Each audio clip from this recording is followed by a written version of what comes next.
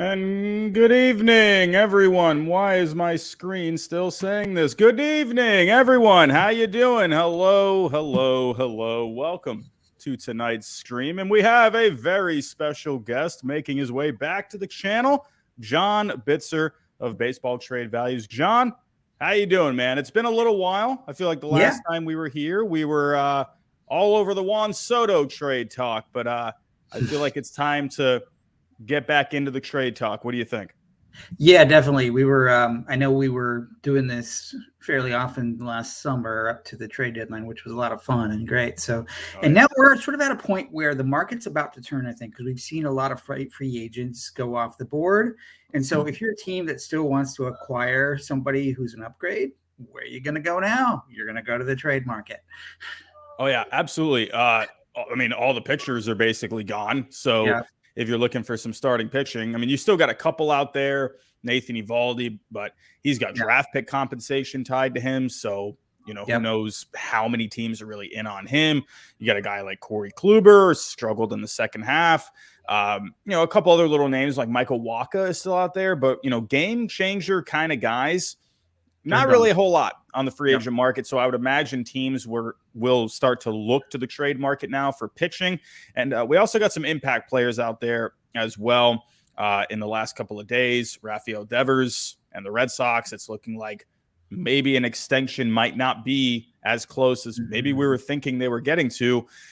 We've got Liam Hendricks getting into the news. We've had Bryan Reynolds in the news in the last few weeks. Kind of just what are your thoughts right now on just the trade market just as a whole? Like, do you expect a very busy season with trades? Do you think we could start to see like a flurry or maybe a couple here or there? So what I think was happening was, teams, GMs are given budgets by their owners. Okay, here you have 60 million. I'm just making that up, but let's say you do. So what they're going to do is going to go out and spend that money, right? Which is what most people would do. Grandpa gives you a gift card. Okay, I'm going to go spend it. Yeah. So they're going to do that first before giving up prospects or things that they value in-house, to make those acquisitions. So now they've been spending that money, right? Because that's easier. And now they're up against those budgets and they're like, okay, now we got to get creative here. Now the other thing, so that's one dynamic. And the other dynamic is more and more, as we've seen over the years, teams don't want to give up their top prospects. Yep. So like there's a kind of a barrier there. It's kind of blocking things. You don't see those kind of movements like you did 10 years ago. Like they don't want to move those top guys because they know those guys are 6 years of production at a cheap rate, right? Right. Yeah. So those are their futures. Those top guys are their future, either stars or, regulars. So 2 WAR and up guys. And so they will talk about the guys underneath that, sort of the mid and lower tier. But, in our system at Baseball Trade Values, those are the single digit guys. And you can't really, you know what I mean? There's a mismatch there, right. For an impact player. Mm-hmm. So unless you put together 5 or 6 of those guys, which is not always easy or good. So totally. That's the whole up. Yeah. I mean, unless, you're talking about, teams doing a lot of prospect hugging, in the last few years, unless you're looking at a guy like a Juan Soto, like an impact kind of a guy. We've seen some other pretty decent prospects as well, but that package for Juan Soto, that was those were some top guys, but it took that kind of a player to get it, to get those prospects. Yeah, and by the way, some of those guys have also increased in value. James Wood, man, he's already he's gone on a tear. So like he was like I think maybe in the 20s, and now he's up to in the 40s or so. So in our model, so the Nats got a really good deal out of that, and that was very unusual.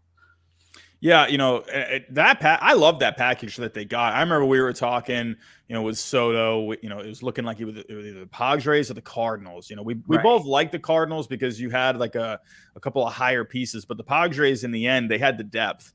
A few more guys that they could have added to that deal. So, but now I don't know if we're going to be seeing any kind of, high level trades like that where, going to be giving up tons of prospects like that. But, right now, before we really AJ Preller though, AJ Preller could always surprise you. Like he might trade Jackson Merrill as top guy. Who knows? If he really sees an impact player in the market, he's not afraid to pull that trigger. Yeah, it's funny when you look at the Padres, you think like they got to be out of prospects at this point, but then you go look, and it's like they still got a couple. They got that guy. Right. And it's like, man, they still just have this one or two guys. And before we do really dive into everything, who right now do you think personally is the big trade chip that most likely could be on the move? If you were to kind of take a shot in the dark, which guy do you think could end up getting moved? The Marlins have been quiet. They have. And I feel like Pablo Lopez has been dangling out there for so long. And No. given what we see in the pitching market, and teams are starting to like overpay for Jordan Lyles or whatever, and like Pablo Lopez, by comparison, he's good and cheap. So like I think that may be the next obvious one. And they've been signaling that for a while. So they're probably getting lowballed because they've been signaling it. There's some poker playing going on here. And the same with, the Pirates and Reynolds, it's clear Reynolds wants to be traded. They don't want to call that bluff, but they're probably getting underbid because of that. Mm-hmm. Right. So that's the other sort of dynamic. The Marlins are probably getting underbid and the Pirates are probably getting underbid. Doesn't mean they're not going to get moved. The same thing was happening with Sean Murphy to some degree, I think, where the A's pulled the trigger. Oh yeah. I mean, you know what, now, since you bring him up, I mean, I gotta get your quick thoughts on that. It's crazy. You had 3 teams in that deal, and the one team that you would think that would get the best package back would be the A's. And according to the values, according to the number crunches, they got the worst package out of all of it. Even the Brewers did better than them in terms of when you crunch the numbers. I mean, what are your thoughts on that whole thing? So if you just look at the A's and the Braves, it was fair. Right. If the A's had taken Contreras back and the other pitchers, it lined up very, very well. It was like 50 to 51 or something very close, Mm-hmm. But then the A's didn't need Contreras, right? So in a sense, they flipped him to Milwaukee. And by the way, Milwaukee got 2 other throw-in pitchers for Esteury Ruiz, who was not very highly rated. I can't find anybody in the industry who agrees with the A's. The A's overvalued Ruiz is what it comes down to. Contreras, he was an all-star, great hitter, 5 years of cheap control. Yeah. Yes, maybe not the greatest defensive catcher, but even if he's a DH, that's 5 years of good hitter for a guy who was like your 8th prospect, who already had a cup of coffee and didn't do well, who has no power. What? And even if you look at the Brewers beat writers, they're like, "Yay, we got Contreras and these 2 pitchers, and we gave up our 8th prospect." Like even they can't believe it, right? So it's like they just gotta I imagine I was talking on my stream and I was just like imagining, head guy there, he's probably playing some putt in his office. His phone just starts ringing. And he's like, oh yeah, sure. Yeah, we could do something like that. Yeah, sure. Let me connect you to the secretary. We'll give you some phone numbers, blah, blah, blah. I don't even think I can't believe it. So I have another theory on that, which is, so the A's are a small market team. They've been really trying to target like, we need an elite player. So they overreach sometimes to try to get that. They spend a bunch of money in the internet draft for a guy like Robert Passon who busts. They overpay for like an Austin Beck in the draft and he busts. And they're still trying, and then most of the time they bust, but they're still trying. And I think they're overreaching here as well. Yeah. It's crazy how trades can just happen like that. It's pretty weird. But let's start diving into everything. And because we do have quite a few trade candidates to talk about. And it's funny how I was just talking with I've been doing the Believe in Red Sox podcast with Ellis Burks, and we were just talking last night how dominoes can just fall, where the Red Sox had not even been once connected with Justin Turner this offseason. They've been connected. They're always connected with guys, but you were looking at maybe Dansby Swanson. They've been looking for a right-handed hitter. He came off the board. They went to JD Martinez. He was off the board. And then all of a sudden, Justin Turner is just right there. And it's just funny how the market can just shape up like that. And the same thing can happen very much so with trades. Yeah. And now I think, like we just said, a lot of these chips are now off the board, and now you can start getting a little creative. So I think the first guy, I mean, maybe I'm being a little biased here, but I think the first guy we got to talk about is Rafael Devers. I mean, if you really think about it, this kind of gives me a little deja vu of when I first found baseball trade values. The one guy that was kind of the big ticket was Mookie Betts. And now it almost feels like the same exact situation. Even when you look at the values, I think Mookie, I can't remember what his value was exactly, but I think when you combined David Price's negative value, I think it ended up being around the same of what Devers is currently. Devers is currently at $37 million worth of surplus value. Yep. So I think Betts was around that with Bryce's contract. Yeah. So it just feels like deja vu. You're Devers, right. So Mookie was in the 50s. Price was, I think, negative 16 because he was owed like 32 million a year, and they covered half of that. So So the net was in the high 30s. So it's very similar. Mm-hmm. So right now, kind of what are your just overall thoughts on that whole situation? I mean, I'm sure this has been bringing back memories of the Mookie Betts trades. Kind of what are your thoughts right now with Rafi Devers and the Red Sox overall? You're getting a lot of hate lately. So first of all, from the player's perspective, once they're that close to free agency, like you're a year away, they tend to bet on themselves. They don't want to take an extension because extensions are usually slightly below market value. Right. And they're like, oh, I'm only a year away. I'm gonna wait for market value. Because especially after this offseason where, overspending. And if you look at the free agent crop next year, there's Ohtani, but there's not a whole lot of other big names. This year you had Judge and DeGrom and Verlander and, all these big names. Next year it's just Ohtani and, there's not that much else. So Devers would be in very high demand as a free agent. So I'm sure his agent has talked to him about this and said, nope, don't sign an extension because you're going to be a hot ticket next year. So therefore, he's not going to take an extension. So now you got from the Red Sox point of view, you can try. It sounds like they have been trying, but without much luck. So the rational thing to do would be to trade him. Now, the other option is to wait till the deadline. I'm just working on an article for this week about, like, in general, should you trade in the offseason or should you trade at the deadline? And I'm going to sort of, give you a sneak peek, but the overwhelming evidence suggests you should trade in the offseason because there's just more surplus there, even if you sort of factor in the deadline dynamics and, the fact that crazy things can happen. By and large, that's true of the offseason to some degree, but you just get a year's worth of surplus plus the draft pick value because he's going to get QO'd, plus sort of the postseason extra month because he'd be traded to a contender, presumably. So that adds up, and we've got all of that factored in now. So you should trade him now if you're the Red Sox. Yeah, I would say personally, I could be very wrong about it, but I guess if I'm going by what I've remembered for years now, it feels like if you're going to trade for a position player, probably the better time is the offseason. And it feels like pitchers at the deadline tend to get more of that bias, I would say, because they're looking for that guy for the stretch run, to start game 2 or game 3 of a postseason game. So it seems to be kind of the way it seems to go. Pitchers tend to get traded at the deadline. At least that's how it feels like to me, unless you're Juan Soto. And then, you go for the position players. You've seen the big position players in the past, like Miguel Cabrera, Alex Rodriguez. Those are mostly the offseason moves. So, but I agree with you. I definitely think, especially for the GMs, I think prefer it too, because you have a little more time, to work on these deals. So, deadline is just chaotic. So that's right. If you were to kind of look at a team right now, I did a video on Rafael Devers and some, trade possibilities. I came up with 5 teams, came up with a couple of teams that are probably on the outside looking in. They're probably not going to do it. I named teams like the Marlins, who have prospects, but probably don't have the money to sign them long-term. But then, or some higher level market teams like the Phillies or the Mets or the Dodgers that make some sense when it comes to having the prospects available and also having the cash to, look to do some kind of an extension, just like with Mookie Betts.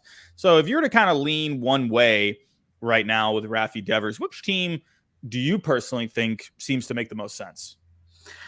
I'm looking at the Dodgers, and I know this is going to ring some bells with you with Mookie, but it's weird how, who's playing third base for the Dodgers right now? I don't know. And even, I guess Muncy is their first baseman, but, he moves around a bit. So, they play some second too. Yeah, they have this whole flexible model there, and I guess they're playing Gavin Lux at short. So in other words, they could use another guy in that infield, And, I know they just signed JD, but, they could always use another bat. And the Dodgers have this sneaky way of kind of waiting for things to fall into their lap. They generally play the second half of the offseason more so than the first half, because they're just sort of lurking in the weeds there. And I think this is one of those cases. Yeah, and you just mentioned, the Marlins have been pretty quiet. Well, the Dodgers have also been very quiet. Yeah. There was a report that Trevor Bauer could end up maybe getting some of his suspension reduced and maybe some money back. So the Dodgers have been kind of hanging back a little bit, kind of waiting to hear what's going to happen with that.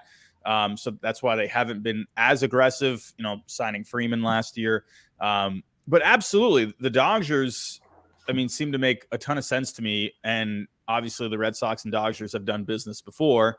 So I agree with you. I think the Dodgers make a ton of sense.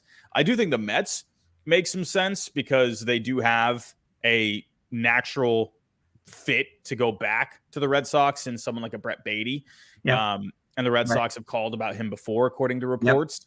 So I think you could end up seeing a bit of a bidding war a little bit between the Dodgers and the Mets. And the Mets also, they just tried jumping in on the Carlos Correa sweepstakes.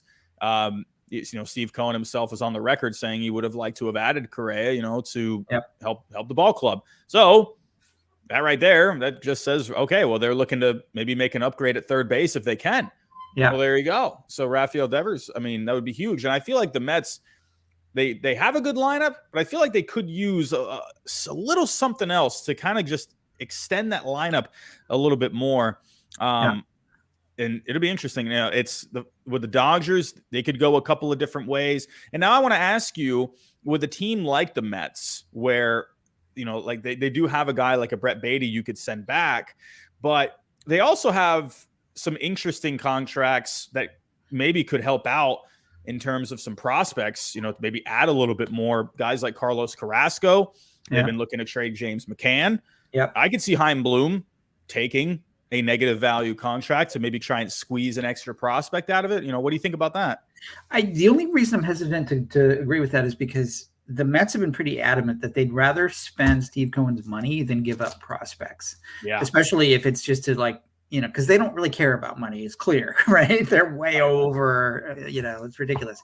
Like once Cohen went over, he's just over, right? So I think he would rather eat the money on McCann, kick in some millions rather than kick in a prospect, in other words. Yeah. Yeah. That is the one thing the Dodgers have the advantage is they have the farm. And with the Dodgers, they could go a couple of different ways as well. It seems like, I don't know, from my feeling, how they feel about Gavin Lux, it kind of feels like they're sort of in the middle with him. Like they're okay with starting him at shortstop, but I feel like, I don't know, I'm not sure if they would be willing to give him up in a trade, but for someone like a Rafael Devers, maybe that's possible. If you were to think of, if you were to lean one way with the Dodgers, what do you think more likely they would probably give up? Because the way I'm thinking of from the Red Sox point of view, they're probably looking to get a package just like they did with Mookie Betts, some major league ready talent, a couple of prospects involved. What kind of a package do you think would make some sense from the Dodgers? From the Dodgers point of view, I would think they would, they've got such a good farm. They could easily give up, Andy Pages or Michael Busch or Bobby Miller as the lead piece. Gavin Stone has kind of crept up their system to be he's over 20 now in value. So, there's a number of ways they could go. Now, I think they could make a deal, get an impact bat for a year like Devers, probably look to extend him, and they wouldn't really hurt them from the farm point of view. So from the Dodgers point of view, they're like, yeah, let's go. Now, from the Red Sox point of view, the Red Sox better than I do, but there's always sort of a question of strategy there. Like, what are they doing? Like, do they want prospects? Or, I know you just said it would be like the Mookie package with, a major league guy like a Verdugo kind of. But, the Dodgers, no one really comes to mind unless you sort of consider, Bobby Miller, major league ready, or, Miguel Vargas, maybe, who's had a cup of coffee. Maybe he could be the lead piece if that works for a guy like Bloom. Maybe I think you could sort of make a case for that. Yeah. There's a whole ton of different ways the Dodgers could go.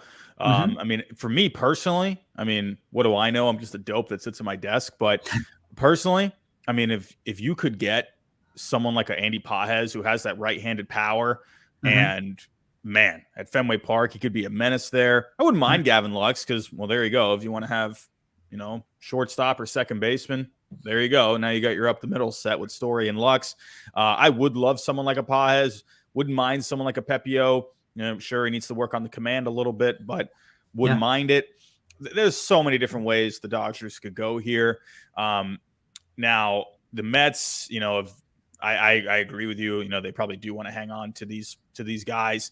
But if you didn't include any like a Carrasco or McCann, then I would imagine they would be willing to give up Beatty as the centerpiece. So. Obviously, they're getting a third baseman back, so it could be interesting. I think it could get to a pretty exciting bit of trade rumors.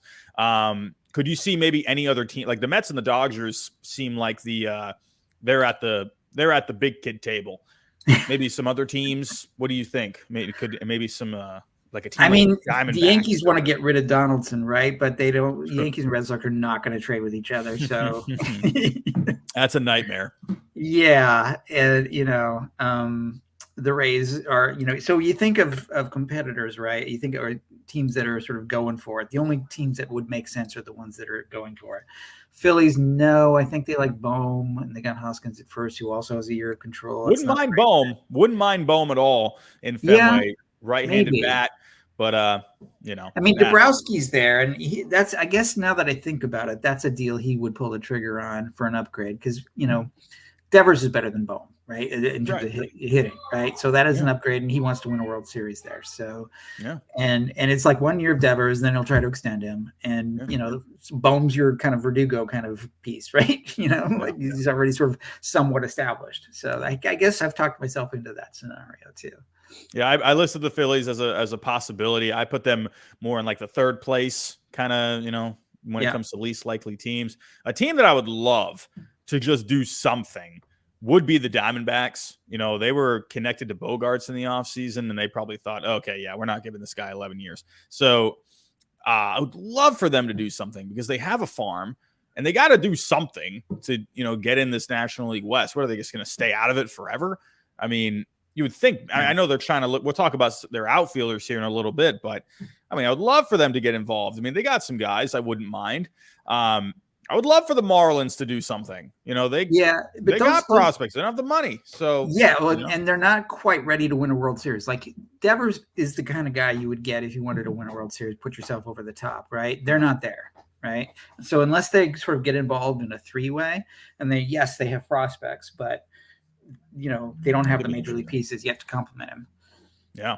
And then one more team I've seen. I did not list this team I put 5 teams as a possibility. I like to kind of, give love to even the small market teams. So I did not include the Cubs in my 5 teams, but I have been seeing the Cubs as, maybe a possibility. They did just go in on Swanson.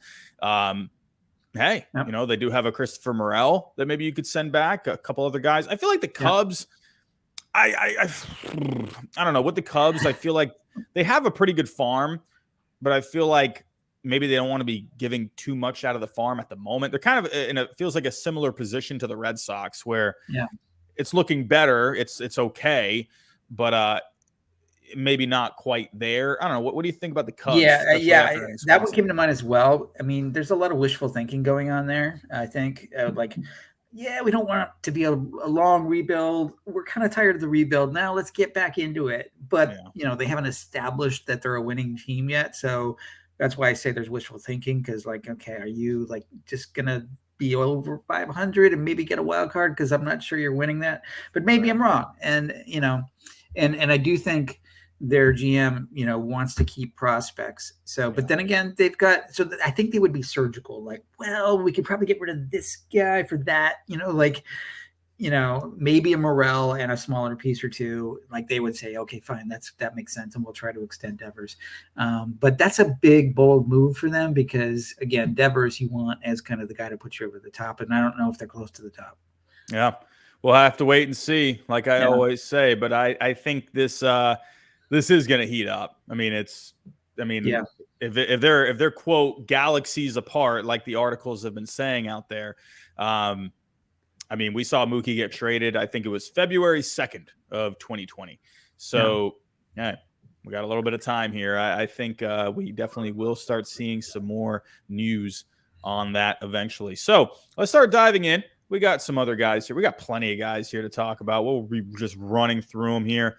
Actually, let me just stay on the Red Sox. Let me just get the Red Sox out of the way. I know I'm being biased here, but we have a couple other guys on the Red Sox. You got guys like Bobby Dahlback. You got Jarren Duran, who, were looking like maybe some promising prospects at one point, but they've kind of fallen out of favor in Boston. It is crazy when you're looking at the values of these guys. I remember Dahlback, I think last year he had around, I don't know, maybe around like 20 million of value. And now he's at 0.8. And then Duran, I remember he was in the 40s, I think, at one point. Now he's at 5.9. It is crazy how the values can just like go down like that. I don't know. Do you expect the Red Sox maybe get a little creative, or do you expect them to hang on to these guys?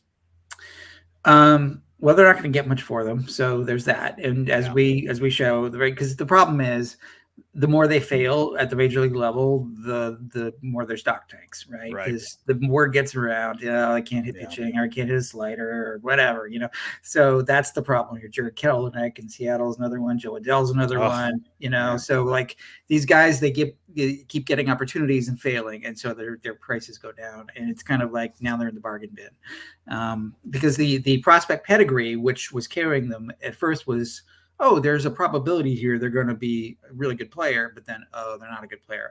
They're really not a good player. So that's how it happens. Right. So if you traded them, it'd be for spare parts basically, or bullpen help, or, somebody else maybe who doesn't have as much surplus because they're a good player with a high contract. Maybe that's an option. But look, the Marlins could use take a flyer on Duran. They need a center fielder. He's got some wheels, so absolutely. It's not the impact back maybe they're craving, but it's give them a shot, and something. One out of these two guys, we're talking Rafael Devers here. I think depending on what the Red Sox get back. Now, what I'm about to say won't really work if, let's say, you get back like a Brett Beatty for third base, but if they end up, I don't know, let's say they go to the Dodgers and you get Gavin Lux back, he ends up being your second baseman, Story's your shortstop, vice versa, whatever. And all of a sudden Dahlback could have a second life because he was originally a third baseman. So I could see them just sticking Dahlback at third. If you trade Devers, give him a bit of a chance there, depending on what they get back. Because I mean, when you just said, I mean, look at the value of a Dahlback. So what are you even going to get for the guy? You're not going to get anything. Maybe a reliever. And their bullpen's pretty good right now. I think Duran, he still has a little something where you could put him with another piece to kind of close the gap in terms of value. Maybe, if you just needed an extra piece to get a deal done, Duran could do it. So for me personally, I think Duran is more likely because he doesn't really have anywhere to play. He's more of if anything, he's a fourth outfielder. But then you got Rob Refsnyder, who they just brought back. So if anything, Duran is just a speed option right now. I don't know. So that's just me personally. I think if anything, they like Dahlback too. He's good guy in the clubhouse. The organization likes him. He's a good head on his shoulders, kind of a kid. I could definitely see them, just sticking him at third if Devers ends up leaving. So he clearly got beat out for the first base job. So they gave so they like his right-handed power. That's the thing. So maybe he could be a platoon guy. Yeah, that too. It'll be interesting for these two guys, but all right, everyone's tired of me talking about the Red Sox now. Let's move on. So we got to talk about the guy that has been in the news today, and that is Liam Hendricks. Did you expect Liam Hendricks to become a trade candidate? And we have actually talked about the White Sox before. They don't have a whole lot of surplus to deal from. They don't have prospects. So it's kind of one of these things where you have to deal something. If you got to deal something, this is a guy who has value. What are your overall thoughts on Liam Hendricks in the trade market today? So I think the White Sox front office is reading the room. They're like, prices have gone up. We could get something, significant back for Liam Hendricks. He's probably outside of Edwin Diaz, he's maybe the second or third best reliever in the game. So, and now his contract doesn't look too bad. So there's some surplus there as you'll see. But yeah, to your point, their farm has been kind of weak, and they have been reluctant to trade from that. And they had a disappointing season relative to expectations. Moncada had a terrible year, and so and they don't want to trade Luis Roberts, who's kind of their star. So yeah, there's not much to trade. So they're fishing around, saying, "Well, all right, let's see what we can get for Hendricks, and maybe we can backfill." Because sometimes teams can kind of develop a closer. Remember what the Orioles did? They traded their closer, and Bautista came out, and he was amazing. So, and the A's used to do this a lot as well. They would just next man up. You're okay. You're the closer. All right. And so, maybe that's the thinking there. Yeah, absolutely. And the White Sox, they got some guys who could just step in to the closer role. If you look at the bullpen as of right now, I mean, you have right there Kendall Graveman, who can just be your closer. He's closed out games before.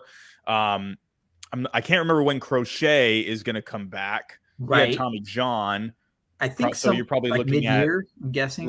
Yeah, All-Star break, maybe after the trade deadline. But their bullpen can definitely survive without Hendricks, and if that could nab them, I guess one guy that they're talking about the Mets here, where John Heyman was. The Mets are among teams showing interest. I mean, they got, I don't know, and Eduardo Escobar could end up helping them. I think he has a little bit of negative value right now. I can't remember the exact number, but I don't know. Maybe you can do something there. They need to do something, especially if you're looking at second base. They have a bit of a hole there. You got some options, so. Yeah, I've been on a couple of podcasts with some White Sox guys who really, really want to upgrade the second baseman. And they're frustrated because they don't think their ownership and front office are really committed to winning. And so, they're borrowing from Peter to pay Paul here, basically, or, trying to get a little cute by trading their closer to fill another need and backfilling, But the other thing I think maybe what is going on is you can often get a closer at the deadline, right? There's usually somebody who pops up, who's having a really good year. David Robertson, for example, last year from the Cubs to the Phillies, and there are a couple other ones. Relievers get moved at the deadline, so they're thinking, okay, if we hang it in there and we're contenders, we, with whatever we got back for Hendricks, we can also replace Hendricks' whoever the hot closer is of the day at that point. Right. Yeah, I mean, if you're looking here, I'm coming up with just something here.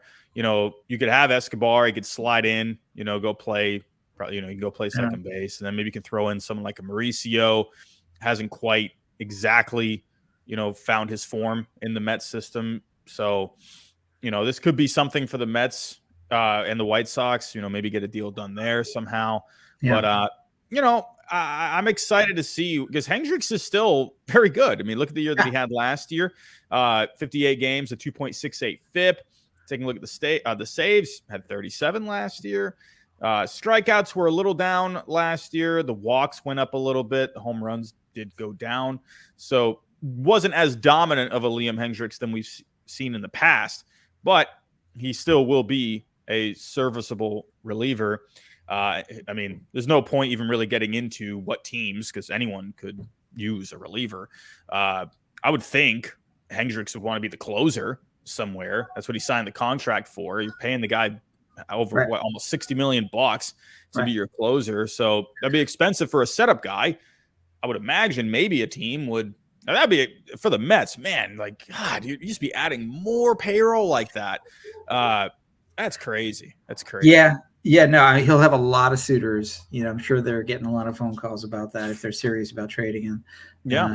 Just because all the contenders would want him, and there's some that don't have an established closer. So, definitely some teams. Definitely some teams. And now let's shift gears here to a bit of an interesting one. The Toronto Blue Jays, they've had a surplus of catchers now. You had 3 catchers coming into the offseason. You have Danny Jansen, Gabriel Moreno, got Alejandro Kirk. Out of the 3, it seems like the guy, if you were to kind of pick one, would be Danny Jansen that would be moved, because Gabriel Moreno obviously is, highly touted young guy. Alejandro Kirk, maybe not the best defensively. He doesn't have a whole lot of speed, but the guy can just hit. So Danny Jansen, I think a lot of people would think is the most logical guy to end up getting moved. What do you think personally is just happened here? Do you think it was, just Sean Murphy move that kind of held things up, lack of teams needing a catcher, or a little bit of everything? What do you think? I think it's some prospect hoarding. So after Murphy moved, well, first Contreras signed with Cardinals, and then dominoes started to fall. Murphy got moved. Contreras is part of that, the other Contreras, I should say. And then the free agent guys started getting, Vasquez started, got signed. Even Hedges got signed, and Zunino got signed with the guards. So all the teams that needed catchers said, okay, we're just going to spend money on that guy because they weren't that expensive, right? So they're just sort of taking a shot with the Zunino or whoever. So I think the Twins overpaid for Vasquez, by the way. So now the question, and there's still a couple of those sort of veteran guys. Tucker Barnhart's still out there. Like whoever still needs a catcher could still go that route. So the alternative is, we're confident in Jensen's value there. It's in the 20s, right? Because he's a good hitter. He's a pretty good defender, and so you're getting 2 years of a quality guy at a pretty cheap salary. So the question then becomes, do you want that, or do you want to pay Tucker Barnhart a couple million just to hold the fort down for whoever? So it's a question of like quality versus cheapness, I suppose, but I would think that somebody would want Jansen at this point. I don't think Kirk or Moreno would be getting moved. I think the Blue Jays have been shopping Jansen because he only has 2 years of control. So it makes the most sense. Yeah, I think I agree with you. I think it's just a matter of just value at the end of the day. Teams would be like, all right, let's see, what Barnhart wants. All right, get him for, 10 million. Well, that's definitely going to be, cheaper than what it would cost for someone like a Jansen. I think once all of the free agents, the catchers are off the board, even Gary Sanchez, my goodness. But once all those guys are off the board, I think Jansen could be a late guy, once you're maybe even February, possibly, like right before pitchers and catchers report. I would think by then, like right around that time is probably when you could see a move. We got all of January. I've always looked at the offseason like that. January tends to be the month. You will see some deals in December, but January seems to be kind of, that's when most of the free agents are off the board. You start to see a few more trades in January. So I do think, because really when you're the Blue Jays, it's like you're carrying all three of these guys, and I don't know. Doesn't seem to make a whole lot of sense. The other thing is, from the Blue Jays perspective, they traded Teoscar, right? I think they still need a bat, particularly a left-handed bat. And so, it may not just be finding a fit in terms of like Jansen for prospects. It could be Jansen for a very specific bat. And maybe that's just not out there. Like maybe it's just not a fit. Like we need a catcher, you need a bat, and we have one. So that's a tough needle to thread, I think. Yeah. Now, if you had the Blue Jays in a different division from the Red Sox, maybe exactly. Devers could end up working out because they could use a catcher if they decide that Reese McGuire, Connor Wong is not what they want to go with. Because right now you're looking at Jansen. He's the DH. They could use another lefty bat here. Kevin Kiermaier is not the most prolific lefty bat out there. So you kind of have a bit of a log jam here, not just at the catching position, but just as a lineup. So hear me out. Here's where your Diamondbacks idea, I think, starts to make some sense. Like I think Jansen would be an upgrade over Carson Kelly in Arizona if they want to try to win. And they have a surplus of outfielders who bat left-handed. Yeah. The values are a little bit off, but you could throw in another prospect to Arizona maybe and make it fair for like an Alec Thomas or Jake McCarthy. And I think you'd have something. Yeah. The guy that really jumps off to me, I think this is as good of a segue of any. I think we got to talk Diamondbacks now. Now, when you're looking at, to me, when I'm looking at the four guys, Varsho, McCarthy, Carroll, and Thomas, McCarthy seems like probably the guy that you end up moving. The advanced numbers don't look great with him. You got some blues with Jake McCarthy, but had a pretty good slash line. Young guy, could still keep getting better. I've been seeing as soon as I saw, I'm sure you saw this too, the Astros were asking about Dalton Varsho. And my first reaction is, how the heck are the Astros going to get Dalton Varsho? No. Like, Well, what are you going to give up, Jeremy Pena? It's Yeah, like, right. well, maybe not Jeremy Pena, but you know what I mean. You're going to have to give up a lot. I don't think people realize how valuable a Dalton Varsho is. I mean, this is a guy where he kind of can just do it all. He's like a linebacker of a guy. He's 26 years old, free agent in 2027, hits well, plays good defense. He can not just play catcher, but can also go out there and play center field. The guy's right? That is crazy. Yeah, like it is like I don't think people realize how valuable he is. I mean, if you take a look here, you got Corbin Carroll. Obviously, when you see his value, that makes a lot of sense. But Varsho, I think people might actually get a little surprised at how valuable Varsho is. But when you just look at everything he does, it makes sense to me. What are your overall thoughts just on Dalton Varsho? So he's in the sweet spot of value. Typically, it's when you have 4 years of control because you spent your first 2 years-ish establishing yourself. And if you've done a good job of establishing yourself, then the questions are set aside. Like, oh, he's not going to make it. No, and now he's made it, and he's good. And he plays valuable positions, and he can hit, and, he's just a gamer. And he's got 4 years of control. Like, that is the sweet spot, right? That's where he's at. That's why that value is high, because the question marks are gone. We know he's good, and he's still got 4 years of control. So that's why it might surprise people. Like, oh, is he that good? He's like, yes, he's not a superstar, but he's just good at everything. And it's just sort of all the pieces kind of fit into one player, and he's still cheap. So just really good value.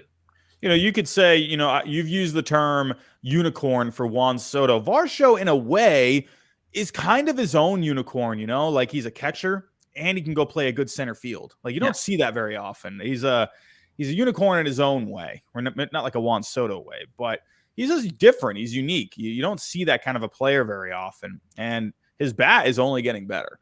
So I think teams would love Varsho. I'm not surprised to see him in the rumor mill.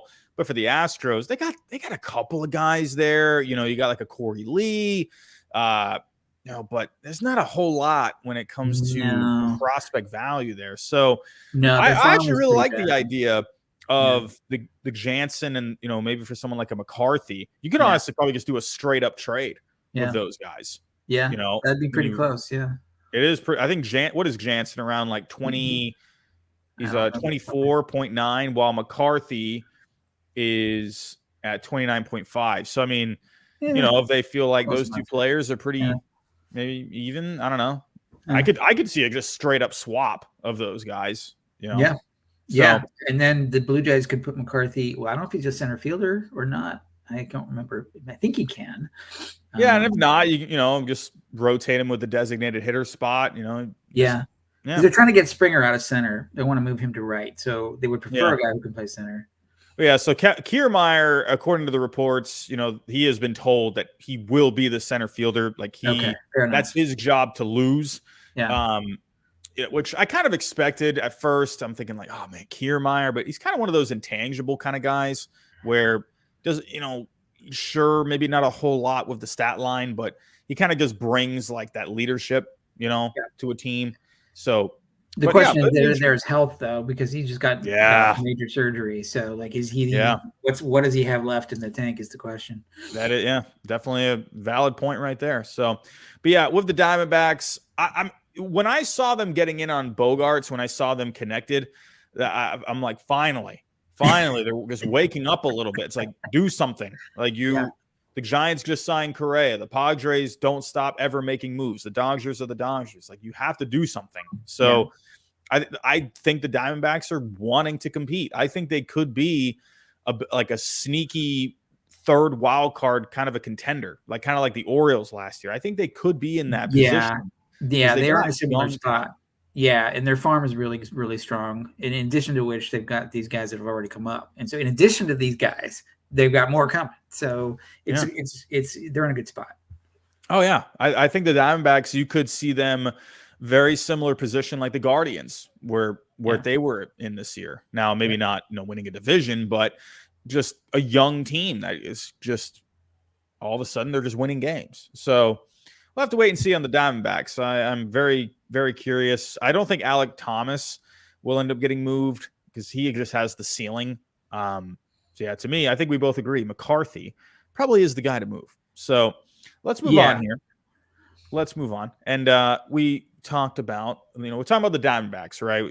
Got to do something. Well, the Marlins got to do something too. This is a team where, a couple of years ago, remember that, the 2020 playoffs in the short season, all of a sudden they're making it to the first round. I mean, obviously they had that short season to help them out a little bit, but people were like, all right, here come the Marlins. Okay.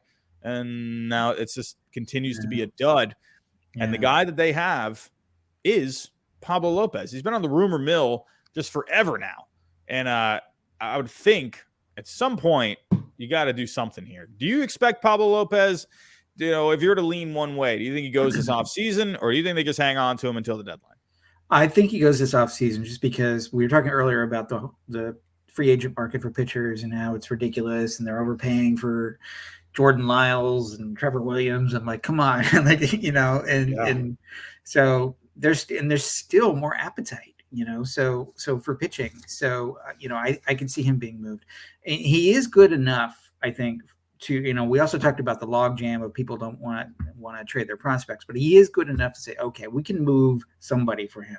And from the Marlins perspective, I mean, if you look at their lineup, it's just horrible, right? There's just nothing, but it's a weird imbalance because, then you got the rotation with Alcantara and you've got some good guys, Cabrera and Yuri Perez is coming and you got Lazardo and, it's a ridiculous sort of feast or famine kind of thing. The rotation is great and the rest of it is terrible. So they got to do it. So I think Lopez is good enough to be like a number 2, probably a 3 on a championship team. If you throw him on the Mets, he's the 3 guy, but in a lot of teams, he's the 2 guy. He's not an ace, but he's a solid 2. Going to give you some innings, good production. I actually had a little birdie in my ear. I am not someone to ever, I don't really have any sources or anything, but I did have a little birdie at one point say to me that the Marlins and the Diamondbacks were talking about Pablo Lopez, and Jake McCarthy's name was coming up. And I believe this person that told me that, because he knows someone within the organization with the Diamondbacks, and he was saying and when he told me, I'm like, oh, you know what? That actually kind of does make some sense because their values are pretty close. Obviously the Marlins are looking for bats. The Diamondbacks could use a pitcher. To me, Pablo Lopez is a perfect fit for the Diamondbacks. When you look at just the trades and everything, they could use another guy in that rotation. What would you think? What do you think about Pablo Lopez as a Diamondback? I like it as a number 2 behind Gallen. I think he's slightly better than Merrill Kelly, who's kind of just okay. So, but I think the question is, are they ready to contend? Because he's only got 2 years of control. Yeah. Unless they can, that. So if you're spending capital on Pablo Lopez, you have to be pretty confident that you're going for the wild card this year and into next year. Otherwise, you're wasting his value this year. Yeah, unless they do some kind of an extension or something. But then, maybe he wants to go test the market. So but the other thing I should add, teams will jump the gun sometimes and trade for a guy a year early or sign a guy a year early. So you look at what the Rangers did by signing Seager and Semien. They knew they were not going to contend in 2022, but they wanted these guys and they wanted to start to send a signal to the market that they were getting serious. And the Diamondbacks are sort of in the same boat. So I could see them saying, okay, we're a year away, but we're sending a signal here and we want to get a guy now. So it's okay. Yeah. Well, Pablo Lopez definitely will have a lot of suitors out there. I've seen the Orioles as a team that could make some sense, get another starter there. I like that fit a lot, actually, because they're a little bit ahead of the Diamondbacks in their curve, right? Because they're going for the playoffs now. So, and he would fit, and they need starters because their other starters are not really all that proven. So, I think that would be he might even be the number 1 guy in that rotation until Grayson Rodriguez comes up. So that would be a pretty nice pairing with those two. I think Grayson Rodriguez is going to be an absolute stud. I think he's going to be great. Lopez would be great.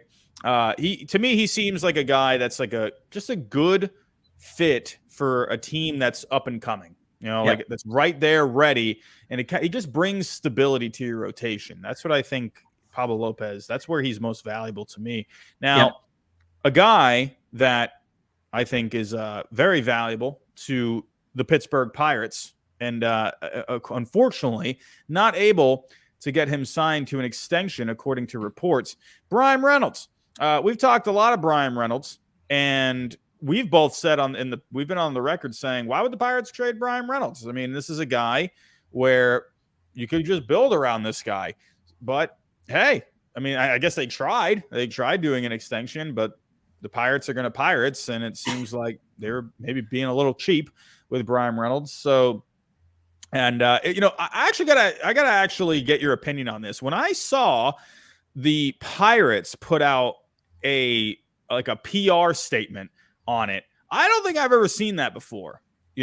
Like a team saying, like, yeah, Bryan Reynolds, this is our center fielder next year. We're disappointed in him asking for this, but we're excited for him to be a Pirate. What are your thoughts on it? I don't think I've ever seen anything like that, honestly. Yeah, no. Well, it's unusual for baseball players to request a trade. You see it more in the NBA or other sports. Yeah, you don't see it very often in baseball, no. And I think that's what prompted it. And I think Ben Cherington, the Pirates GM, is a savvy guy. He used to be the Red Sox GM, as you know. And I think it's about leverage, right? So if the news cycle is saying, hey, Bryan Reynolds is requesting a trade, they don't want to look like they're on the back foot. They want to say, sorry, no, we have control of him. I'm sorry, we're not moving him. We're going to own this news cycle and just put a stop to that talk right now. I thought it was so great. I think that's that, and then that gives them more leverage to say, yes, we don't. We're not desperate. We're not going to move him for less than he's worth.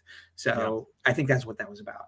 Yeah, when I did a video on it, when I was talking about it, that was like the main thing that I kept referring back to was leverage, right? Because if you don't say anything, well, then obviously the perception is, oh, okay, well, all right, cool, we can probably get him for a couple of prospects, sweet.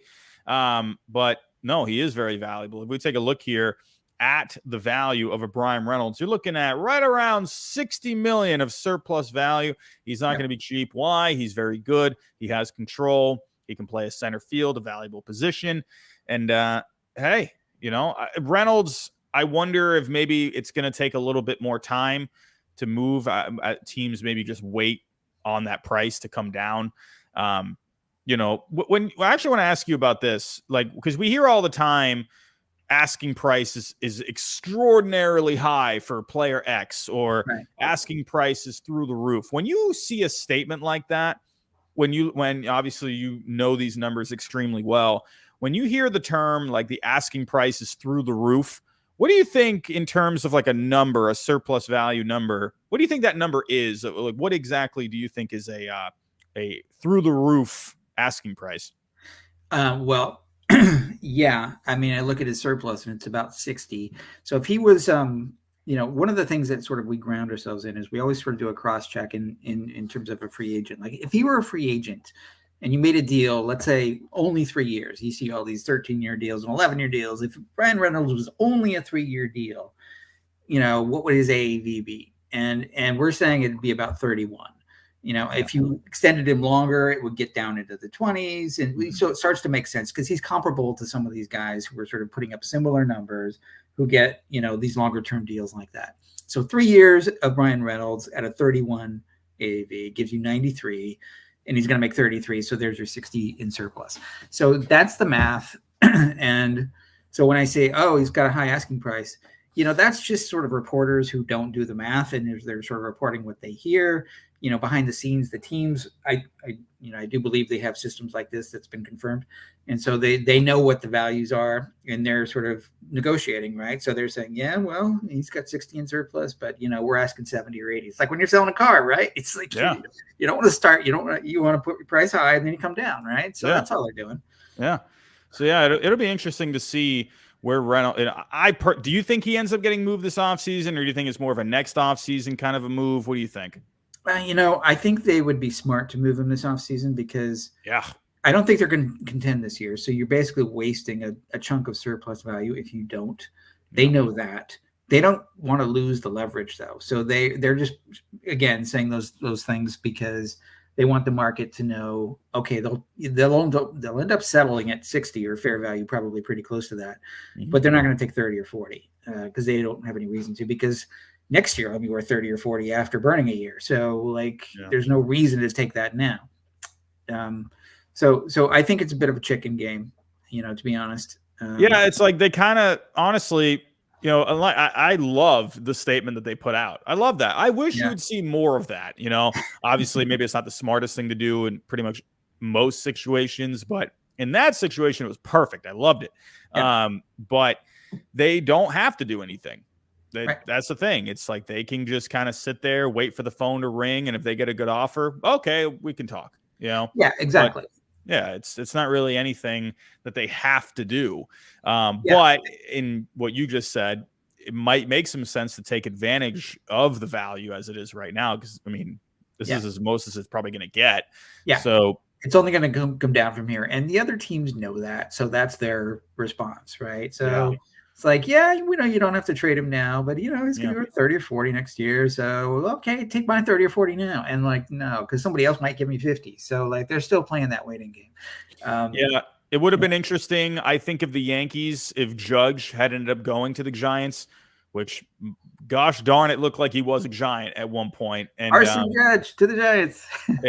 Arson Judge, man. I mean, he's going to be a great player for the Giants. But that, I think if you had seen Judge go, there would have, I think, the Yankees would have made a phone call. You know, but again, dominoes, right? How dominoes, they can happen the other way too, Yeah, exactly. So, and Charrington's no dummy, so he knows that can happen if a team gets desperate. Like, okay, we're throwing in Volpe because we really need this guy now, whatever. So, I think so. And I think the other thing from Pittsburgh's point of view is, they're going to build around O'Neill Cruz and Brian Hayes and a lot of the good prospects that are coming.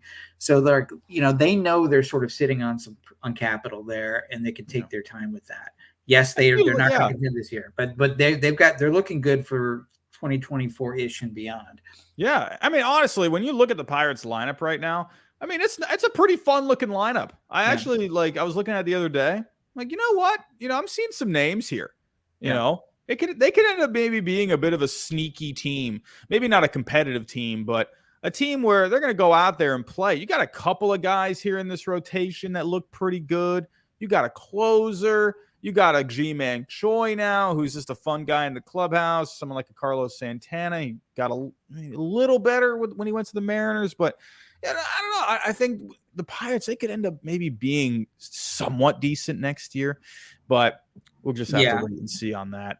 And I think those older guys are there to kind of help the young guys. Yeah, that's what I think too. As mentors, just kind of because they want to take the next step. They got to sell some tickets somehow. Ji-Man Choi, hey, people like Ji-Man Choi, so I would go. I'd spend a ticket to go see Ji-Man Choi. Why not? But it's funny that you mentioned the media. I have to talk about this. I have not talked about this on my own streams, but you would think after, obviously baseball trade values as a whole took a huge step forward at the deadline with Juan Soto. Obviously, Jeff Passan, definitely a big reason for that, getting the word out finally on baseball trade values. But you would think these guys in the media, like you mentioned, they still don't know, and it's like you had Jeff Passan, the king of baseball news reporters, spreading the word. And you'd think these other media guys would catch on. And one guy, he has not done any trade articles lately. And Jim Bowden, I'm waiting to see. But I don't know if I ever told you this, but he blocked me. And I think he saw my videos. I think he saw, I'm ripping his trades apart. I go to look at his Twitter page one day and I'm blocked. And I'm like, whoa. I took it as a compliment, honestly. I'm like, okay, great. He saw my videos. All right. Yeah. Now I'm unblocked. I don't know how I got unblocked. I'm very, very confused. I think Jim Bowden, he's watching videos over here, and I hope he's watching this one. Jim, I got my eye on you, buddy. I got my eye on you. But let's talk about one more team, and we got to talk the Yankees here. We got to talk the Yankees. I started off with the Red Sox. Let's end with the Yankees. They still got, obviously, Carlos Rodon was the big one, and along with Judge. I mean, Judge. They were basically the same team bringing him back. Exactly. But now you're better with a Carlos Rodon. But I wonder if the Yankees are kind of sitting around. They're waiting to maybe make some kind of a move. I think they should keep going here, try and get as better as they can. we got a few guys here with the Yankees. If we go take a look at a few guys that I have listed here, a couple of options. Gleyber Torres, his name was early on in the offseason popping up as a trade candidate. Lately, I've been seeing Kiner Falefa's name coming up a little bit. And then there's also a Josh Donaldson where I've been reading that they would love to part with that contract. What are your thoughts overall on the Yankees right now? Kind of just with the few trade pieces that they have. They're stuck because nobody wants Donaldson, nobody wants Hicks, but they're trying to clear the roster spot. It was like, the Padres last year were trying to clear out Hosmer because, he's just kind of stinking up the joint and, costing them money, and they wanted to upgrade. And so they just eventually gave him to the Red Sox, and paid the whole salary. I mean, eventually the Yankees might get to that point with Donaldson and Hicks because they just want to clear the roster spot. So that's kind of a gumming up the works a little bit there. Kiner Falefa is just a placeholder. They've even said as much, for when Peraza is kind of ready to kind of man the fort there full time, and Volpe's coming. So I clearly don't want to trade away Volpe. They probably don't want to trade Peraza, but they would if it was like a serious upgrade, like a Peraza, like a Devers level upgrade. But the guys below that, from a prospect standpoint, I think they'd be fine moving. So I think they're trying to figure that out. But I think they need some upgrades, and they don't have a lot of capital to work with. And, and it's weird because the Yankees, they're the most valuable franchise in sports if you look at Forbes and some other things. And like they're playing the sort of diligent spending game. They're not playing the Mets Steve Cohen game of just like going crazy like they should. They're, Hal Steinbrenner is not his dad. He's got a budget and he sticks to it, right? So they're not going crazy with, they will occasionally splurge, and they had to splurge a bit to keep Judge, and they had to splurge a little bit to get Rodon, but kind of like you don't see them splurging all that much. In other words, they're not going to overspend, and there's nobody to overspend with anyway. And they don't have a lot of trade capital either, so they're kind of stuck. The only good news is DJ LeMahieu, the news came back that he doesn't need surgery. So theoretically, he'd be ready in spring training. So he could play one of those slots, either second or third, you'd think. And so they got Rizzo back. And so, so maybe they trade Torres because LeMahieu can play second. But again, they're trying to move Donaldson. They're trying to upgrade third, but they got no options. So it's a puzzle. And I'm sure Cashman is working the phones, but I don't see a whole lot of options for them, to be honest. Yeah, I mean, really the only option out of all three is Gleyber Torres. I mean, I got one. I saw this on Twitter. I actually saw it was someone in the media that suggested this. They had put up a possible trade of Liam Hendricks for it was for, who was it again? Oh, it was Liam Hendricks and Garrett Crochet for Gleyber Torres. And I'm like, okay, hold on a second. Take out Garrett Crochet first off. Right. Because that's already way too much. Yeah. But I'm like, that's not a bad idea. That's not bad. When you 1-for-1's actually a pretty good idea. Yeah, like he was there, and then he included Garrett Crochet. Yeah. I mean, if you wanted to get rid of see if the White Sox would take Kiner Falefa too. I mean, that makes sense. I mean, I think the Yankees, that would be a great swap for me. You're giving up Torres, you're getting a closer. You're not going to be having good old Chapman coming back to the Yankees now. You did sign a Canely, but you could always add another bullpen guy. Yep. And obviously it clears room for a DJ LeMahieu. I think that would be a great, just straight up swap. I think and also White Sox need a second baseman. So and Volpe's going to be ready probably by like September, and then maybe the starting second baseman, because he's not a shortstop, he's a second baseman starting in 2024, and Torres has 2 years of control left. So you're basically just sort of waiting on that. So I think it makes sense from that point of view. I think the holdup is LeMahieu healthy? Can he play next year? Can he play second? Sounds like maybe he can. So there's your answer there. And so now that would solve that part. That would solve the closer problem. Get rid of an excess. One of your only guys who has some value. They still got the Donaldson and Hicks problem, but they're going to have to eat some money there, no question. Yeah, Aaron Hicks, that's another one. My goodness, it's awful, man. I mean, what can you do? The Yankees, I mean, commend them. They brought Judge back. They brought him Rodon. They've needed a number 2 guy for the last 3 years, and they finally. That's the Yankees. They you can see exactly what they need to do, and it takes them 2 to 3 years to do it. No. And it's every time. It's like finally you brought him Rodon, and but we'll have to wait and see here with the Yankees.